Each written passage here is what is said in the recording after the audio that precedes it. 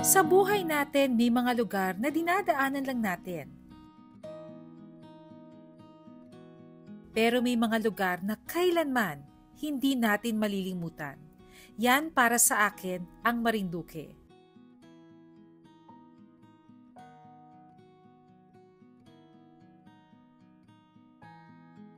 Samahan niyo akong tuklasin ang napakagandang isla na ito. I'm so excited kasi ito yung first na Roro experience ko na kasama si Julio, yung Triumph Street Twin ko. First time namin magro-Roro together.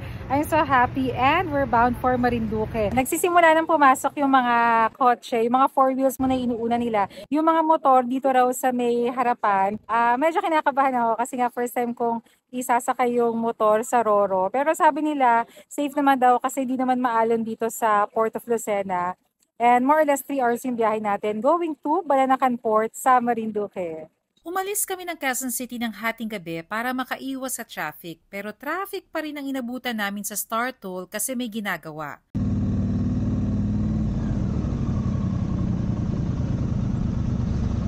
Going to Lucena may mga parts na pitch black talaga. As in, pag in-off mo ang ilaw, wala ka na makikita. Kaya helpful na nagpalagay ako ng auxiliary light sa J-Pad by AXC bago mag-Marinduque Loop. Umabot nga pala ng 3 hours ang biyahe bago namin narating ang Port of Lucena.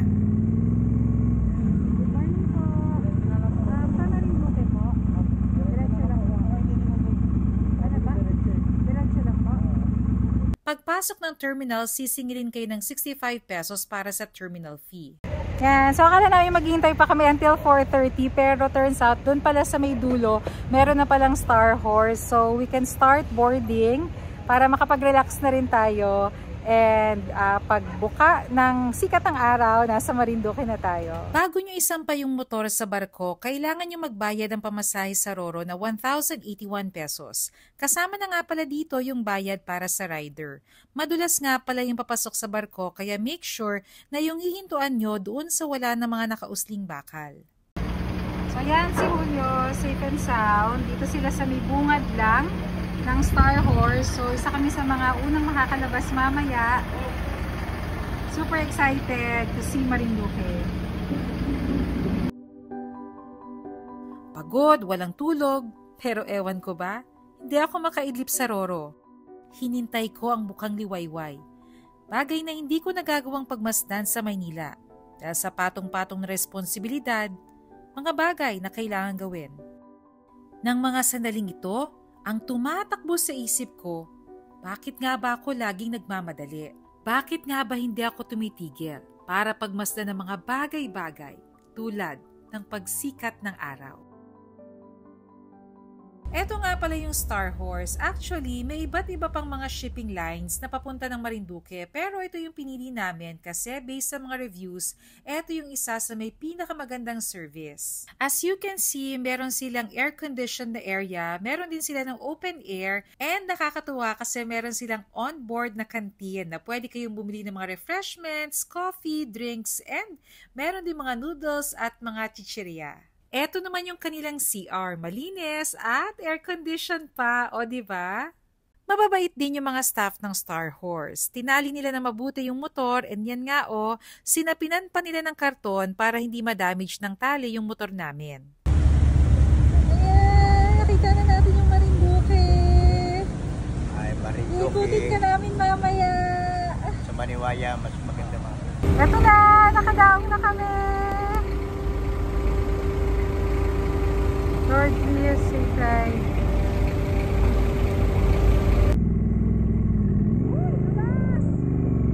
Thank you so much. Thank you, Kuya.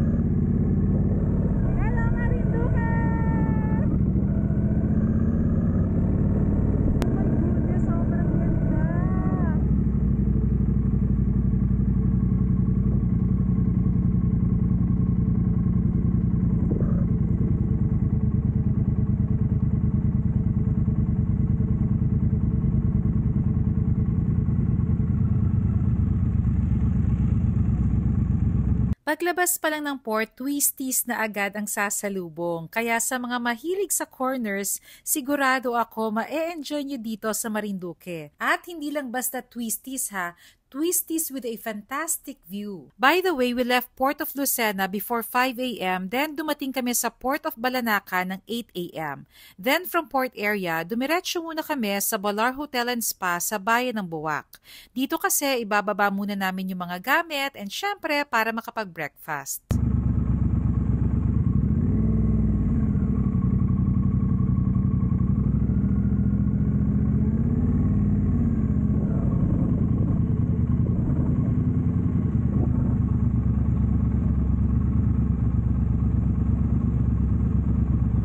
₱3,200 ang rate nila dito per night. Ito ang pinili namin kasi nakita namin sa mga reviews na comfortable ang rooms dito and malapit lang sa port. Later, papakita ko sa inyo yung room kasi hindi pa kami pwede mag-check-in. Kaya magbe-breakfast lang kami, then diretso na kami sa Marinduque Loop. Yung cafe dito sa Balar Hotel and Spa, they serve Filipino breakfast na perfect para sa aming mga loopers na gutom na gutom na. Almost 11 a.m. na mag-pull out kami sa Balar Hotel para mag-start ng aming Marinduque Loop. Nahapo kasi kami sa mataas na sikat ng araw and sobrang init kaya nagpahinga muna kami. Hindi pa kami nakakalayo ng hotel, stop over agad. Paano inabot kami ng Ambon pero hindi lang pala basta Ambon.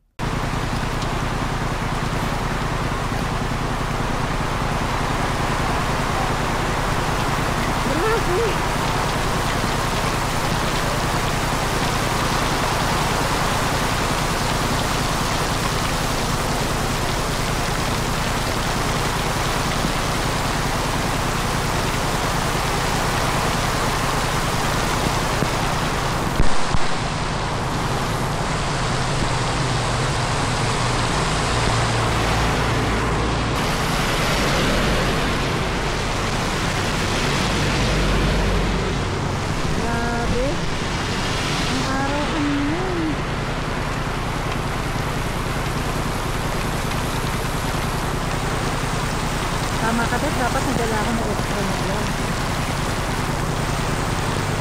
Hindi nagdala.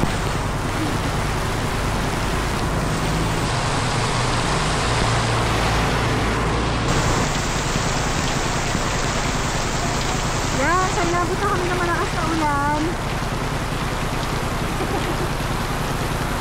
Sobrang lakas ng ulan. Grabe, kakaalis pa lang namin siguro mga 1 kilometer away pa lang kami from the hotel. Ito nila super araw.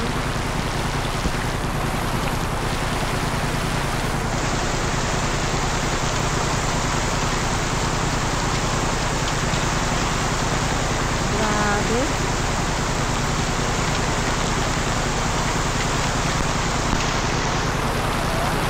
Okay na ako.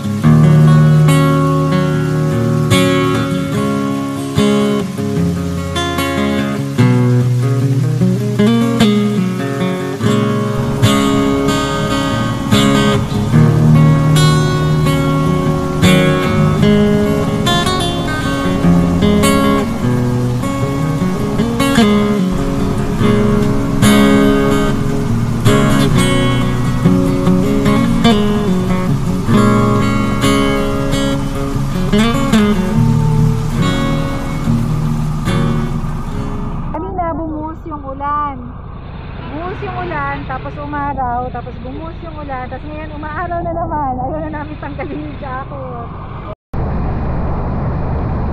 Sa kabila ng ulan-araw na panahon, tuloy ang Marinduque Loop.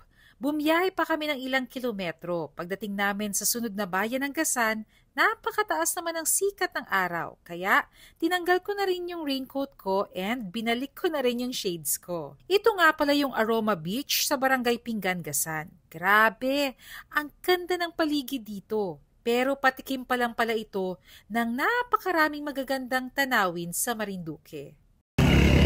Grabe, ulan-araw. Napaka-araw naman ngayon, oh. Pero okay lang, sulit. Ganda ng view.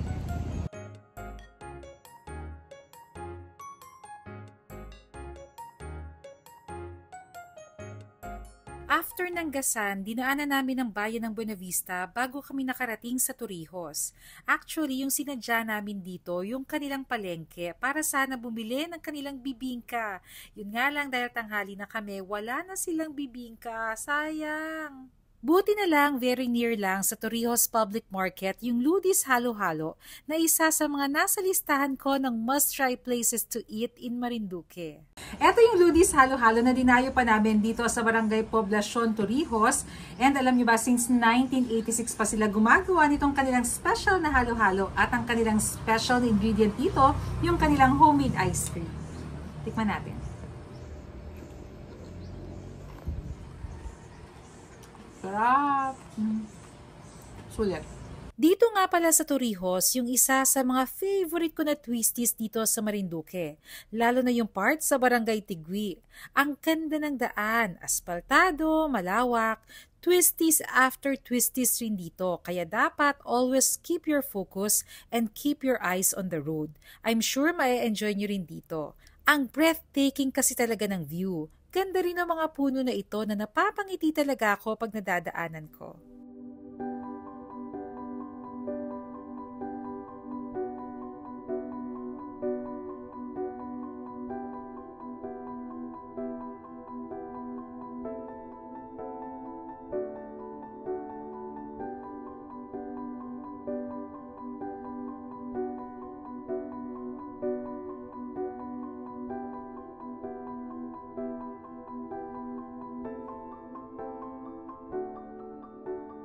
From Torrijos, next na bayan is yung bayan ng Santa Cruz. Ito yung pinakamalaki sa 6 na bayan ng Marinduque.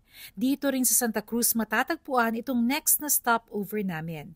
Outside na ito ng loop, kaya kung gusto nyo ring puntahan ito, dadayuhin nyo talaga. Mas makikitid yung daan dito and may mga ahon and twisties, nakakapagod matapos ang ulan, araw, ulan na panahon, and syempre puyat at pagod na rin. Pero pagdating nyo naman sa lugar, ang ganda, marerelax kayo. Yan, nandito naman kami ngayon sa Panuluyan. Bukod kasi sa ang ganda ng ambience, ang ganda rin ng view dito.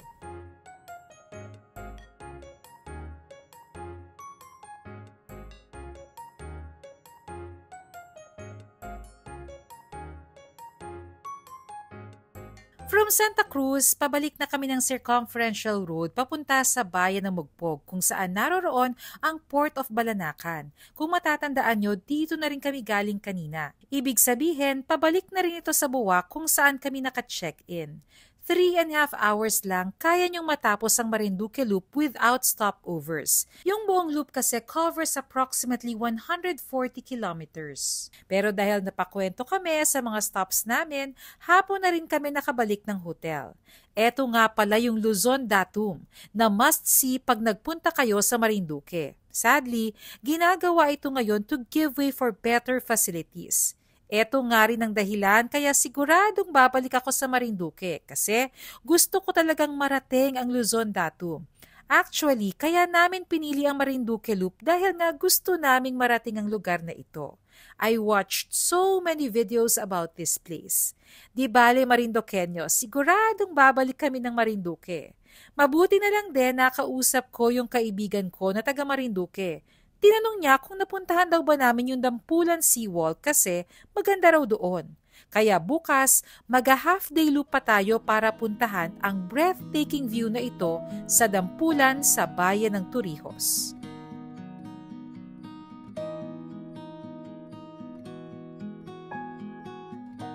Para sa mga magmamarinduque loop, isa sa mga marirecommend ko na hotel dito, etong Valar Hotel. At ipapakita ko sa inyo kung ano yung itsura ng room. Kasama ko syempre si Raibad. Tara, room tour tayo. Merong 2 single na beds, as you can see. Meron dito, si Raibadi, yan yung side ko. Tapos meron silang flat screen TV. Meron na rin silang readily available na water dito. Meron na rin silang safety deposit box dito para dun sa mga valuables nyo. And syempre, isa sa pinaka-importanting part para sa mga kagaya nating nag-loop ay yung kanilang CR. Kasi syempre, yun yung magpapa-freshen up sa atin at the end of the day. Wow! Ganda rin! Tignan mo, meron ng hair dryer dito. Tapos, just enough space for you to move around. Makakapag-hot shower kayo dito. And syempre, makakapag-freshen up kayo after a long ride. So, the next time that you're here in Marinduque, para sa inyong Marinduque Loop, you know where to stay. Kakain kami ngayon dito sa Bricks and Co. And syempre, all meat dahil di kami kumain ng lunch kanina. As soon as we woke up, we were welcomed with this breakfast buffet na kasama na sa binayaran namin. Dito, nakatikim din ako ng hinahanap ko na bibingka. May mga viand and rice din sila, tamang-tama kasi mag-half day loop pa kami ngayong araw. It's our day 2 here in Marinduque and ngayon ko na napuntahan yung kanilang beachfront area kasi kahapon pagdating namin from the Port of Balanacan, nag-loop na kami agad.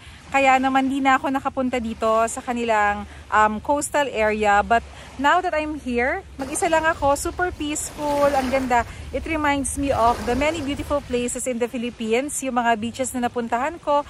This one's very, very peaceful. Siguro kasi nga, it's a remote island, kaya naman konti pa lang yung mga nagpupunta dito. But I really encourage na sana mas marami pa mga riders and Filipinos in general na makatuklas ng beauty ng Marinduque kasi super ganda talaga ng lugar na ito. Malinis, mababait yung mga tao, ang ganda ng mga lugar at masarap yung mga pagkain dito. Kaya naman sana in the future, makaride din kayo. Napakadali lang nung loop dito dahil banayad yung mga kalsada. May mga twisties na I'm sure ma-enjoy nyo.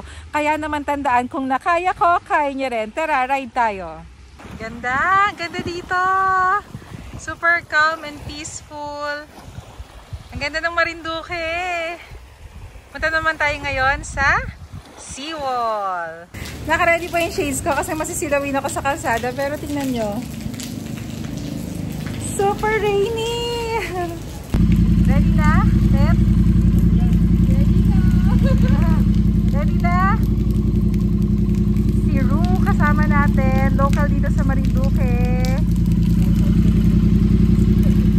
Shout out sa Ninja Philippines. Shout out sa Ninja Philippines.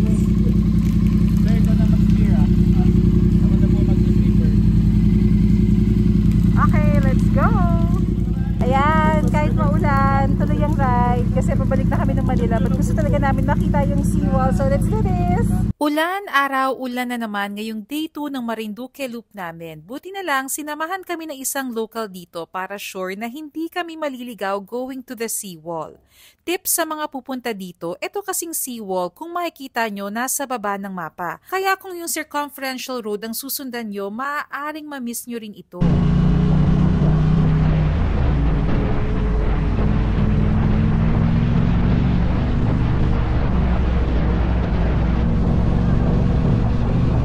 Going here, nadaanan namin yung Elephant Island na talagang shape talaga ng elephant. From afar, ang ganda tingnan ng Bella Roca na isang island resort dito sa Marinduque pero closed for business na raw ito.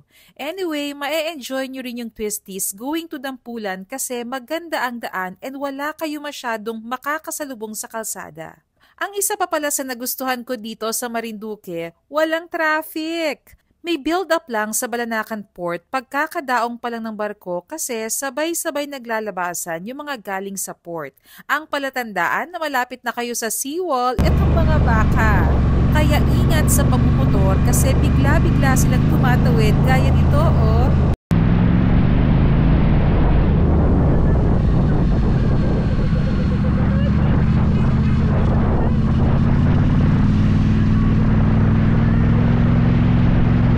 As soon as we reach the seawall, paulit-ulit kong sinasabi, ang ganda, ang ganda. Kasi napakaganda talaga dito.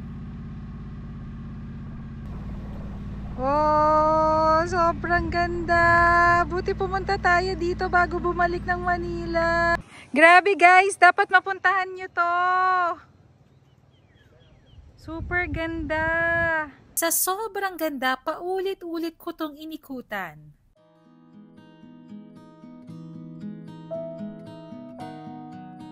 Ang dami ko nang napuntahang lugar bilang reporter. Luzon, Visayas, Mindanao. Nakapasyal na sa ilan sa pinakamauunlad na bansa. Pero ngayon ko lang napuntahan ang Marinduque.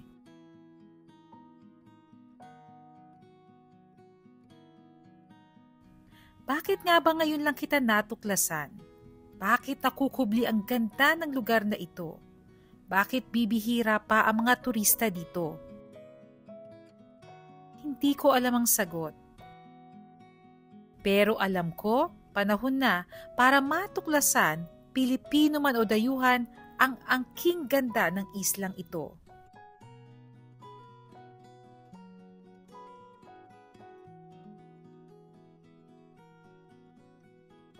Sabi nga ng nakasabay ko sa Roro, tuldok lang sa mapa ang Marinduque. Pero ang tuldok pala na ito, walang hanggan ang kagandahan.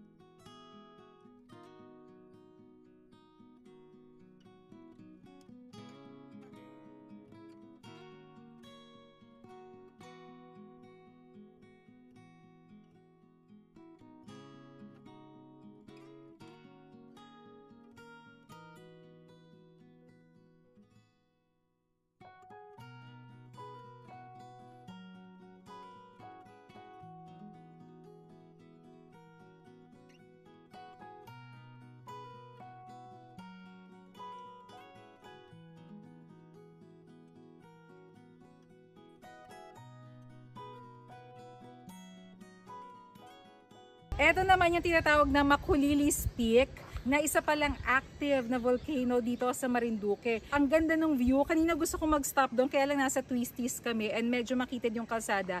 So I'm just admiring the beautiful view from here. Super sulit talaga. You get the mountain view and you get the sea view. San ka pa? Dito lang yan sa Marinduque.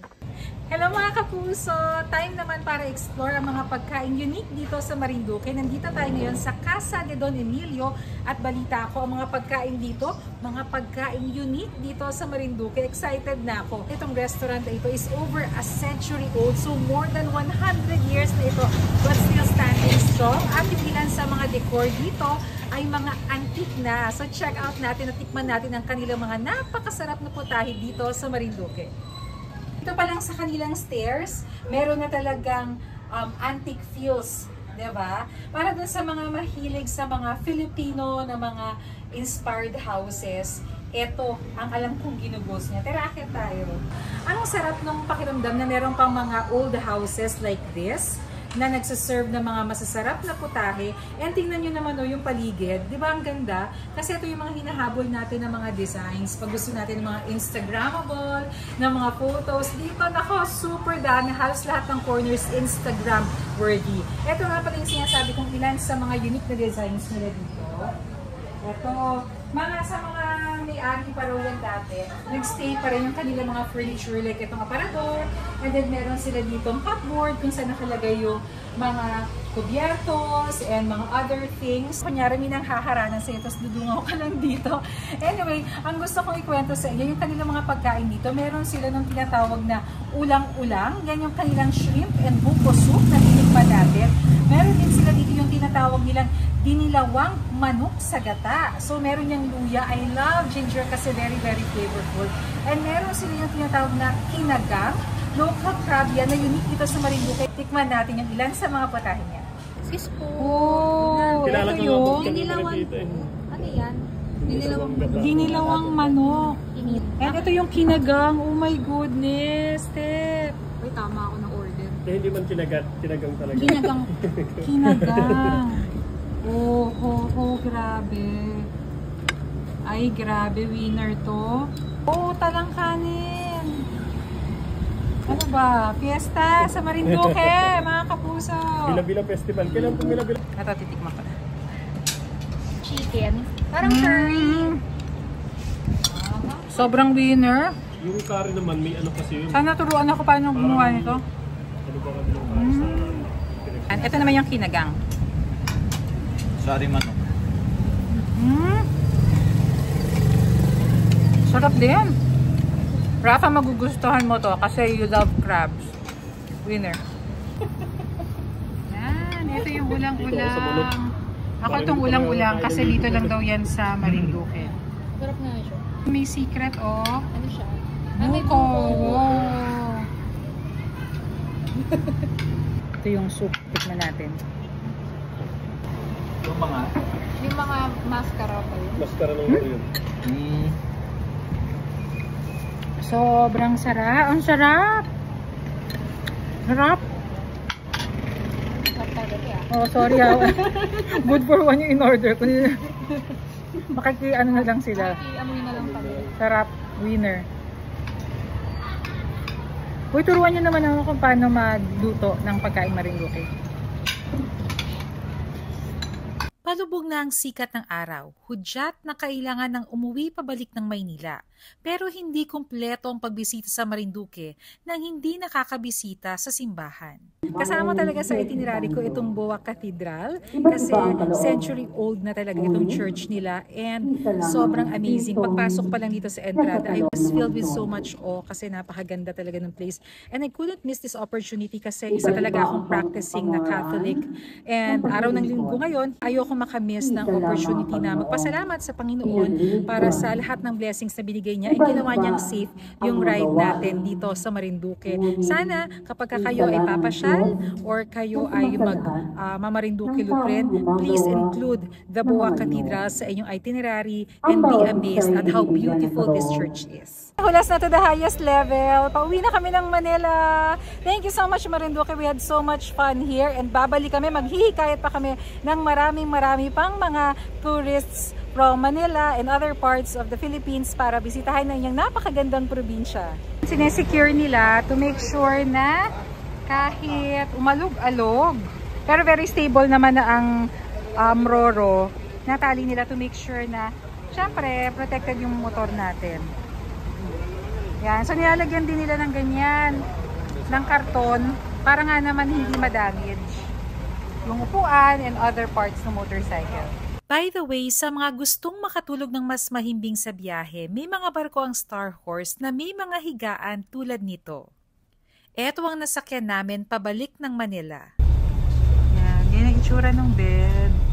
May unan. So, dala na lang kayo ng alampay. Pagkagat ng dilim, sabay tulak ang barko papalayo sa isla na nagpatibok ng puso ko. Sa pagbalik ko ng Maynila, wala man akong bit-bit na mga pasalubong pero dala-dala ko ang mga magagandang alaala ng lugar na ito. Pangako Marinduqueños, isa lang ito sa maraming beses na babalik-balikan ko ang isla ng Marinduque. Hanggang sa muli.